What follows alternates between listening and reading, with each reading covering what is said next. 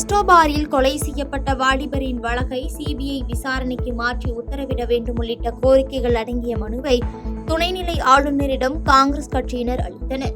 புதுச்சேரி மாநில முன்னாள் முதலமைச்சர் நாராயணசுவாமி தலைமையில் காங்கிரஸ் கட்சியின் சட்டமன்ற தலைவர் வைத்தியநாதன் மற்றும் காங்கிரஸ் கட்சியினர் துணைநிலை ஆளுநர் கைலாஸ்நாதனை அவரது அலுவலகத்தில் சந்தித்து மனு ஒன்றினை அளித்தனர். அதில் விதிக்கப்பட்ட நேரம் தாண்டி இயங்கும் ரெஸ்டோ பார்கள் மீது நடவடிக்கை எடுக்க வேண்டும் என்றும், வழிபாட்டு தலங்கள், கல்வி நிறுவனங்கள் மற்றும் குடியிருப்பு பகுதிகள் அருகே உள்ள ரெஸ்டோ பார்களை உடனடியாக அகற்ற நடவடிக்கை எடுக்க வேண்டும் என்றும், அதேபோல் கடந்த சில தினங்களுக்கு முன்பு ரெஸ்டோ பாரில் கொலை செய்யப்பட்ட வாலிபரின் கொலை வழக்கில் புதுச்சேரி போலீசாரின் விசாரணை மீது நம்பிக்கை இல்லாததால் அவ்வழக்கை சிபிஐக்கு மாற்றிட வேண்டும் உள்ளிட்ட கோரிக்கைகள் அடங்கிய மனுவை துணைநிலை ஆளுநரிடம் வழங்கியுள்ளனர். தொடர்ந்து துணைநிலை ஆளுநரை சந்தித்த பின் செய்தியாளர்களிடம் பேசிய முன்னாள் முதலமைச்சர் நாராயணசாமி, இந்த விவகாரத்தில் அவர் நடவடிக்கைகள் எடுக்காவிட்டால் நாங்கள் நீதிமன்றம் செல்வோம் என தெரிவித்தார். முன்னேறிய விண்வெளி பயண நாடுகளை விட 60 ஆண்டுகள் பின்தங்கி இருந்த இந்தியா இன்று வளர்ந்த நாடுகளுடன் தோள் சேர்ந்து கொண்டிருக்கிறோம் என தேசிய விண்வெளி தின கொண்டாட்டத்தில் இஸ்ரோ தலைவர் வி. நாராயணன் பேசியுள்ளார். தேசிய விண்வெளி தின கொண்டாட்டம் டெல்லி பாரத் மண்டபத்தில் நடைபெற்றது. இந்த நிகழ்ச்சியில் சிறப்பு விருந்தினராக மத்திய அறிவியல் மற்றும் தொழில்நுட்ப அமைச்சர் ஜிதேந்திர சிங், இஸ்ரோ தலைவர் நாராயணன் உள்ளிட்டோர் கலந்து கொண்டனர். இதனையடுத்து செய்தியாளர்களிடம் பேசிய இஸ்ரோ தலைவர் வி. நாராயணன், முன்னேறிய விண்வெளி பயண நாடுகளை விட 60 ஆண்டுகள் பின்தங்கியிருந்த இந்தியா இன்று வளர்ந்த நாடுகளுடன் தோள் சேர்ந்து கொண்டிருக்கிறோம் என்று கூறினார். 17 டன் சுமந்து செல்லும் திறன் கொண்ட இந்தியாவின் முதல் ஏவுதள வாகனத்தில் இருந்து 2600 டன்களை சுமந்து செல்லும் திறன் கொண்ட 40 மாடி உயர ஏவுதள வாகனமாக குறிப்பிடத்தக்க தொழில்நுட்பத்தை குறிப்பிட்டார். லூனார் ஸ்பேஸ்ல வந்துட்டு நம்ம இதுவரைக்கும் கால் வச்சு நடந்த ஒரே இது வந்துட்டு யூஎஸ் மட்டும் தான் இருக்கு. இந்தியா வந்துட்டு அதற்கான அந்த யுக்தியை நோக்கி நம்ம சென்று கொண்டிருக்கிறோம். மற்ற நாடுகள் இதே டெக்னாலஜி அதாவது கொண்டு இறக்குறதுக்கான பிளானிங் வச்சிருக்காங்க. அது மாதிரியான அந்த கூட்டு முயற்சிகள் உங்ககிட்ட எல்லாம் டிஸ்கஸ் பண்ணிருக்காங்க. நாங்க இப்போ அது வந்து அங்க இறங்குறதுக்கு வந்து யாராவது கூட்டு முயற்சி வந்தா அது வந்து அரசியல்ல நம்மளுடைய தலைவர்களும் நம்மளுடைய பாரத பிரதமர் தான் அதை டிசைட் பண்ணணும்.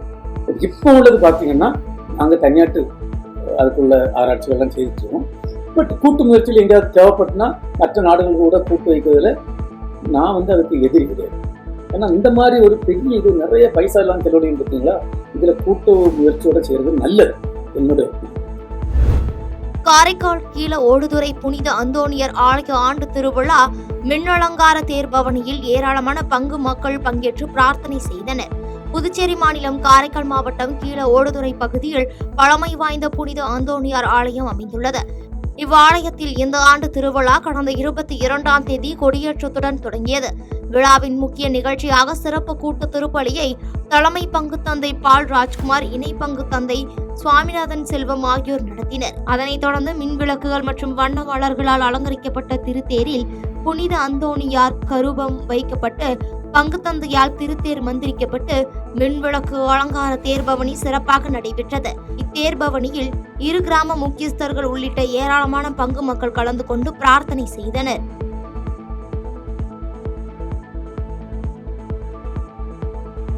பீகாரில் ஆற்றில் தவறி விழுந்த சிறுமியை காப்பாற்றச் சென்று சிறுமி உட்பட 5 பேர் பரிதாபமாக உயிரிழந்தனர். பீகாரின் பூர்ணியா மாவட்டத்தில் கஸ்பா பகுதியில் கரிகோசி ஆற்றிற்கு ஒரு குடும்பத்தினர் சென்றனர். அவர்கள்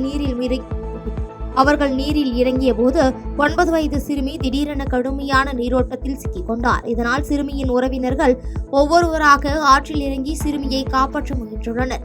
இதுபோன்ற 4 பேர் ஆற்றில் குதித்து சிறுமியை காப்பாற்ற முயன்ற போது அவர்கள் அனைவரும் நீரில் மூழ்கினர். இந்த சம்பவத்தில் ஒரே குடும்பத்தைச் சேர்ந்த 5 பேர் ஆற்றில் மூழ்கி பரிதாபமாக உயிரிழந்தனர். இதனையடுத்து உயிரிழந்த 5 பேரின் உடல்கள் மீட்கப்பட்டு விசாரணை நடைபெற்று வருவதாக தகவல் வெளியாகியுள்ளது.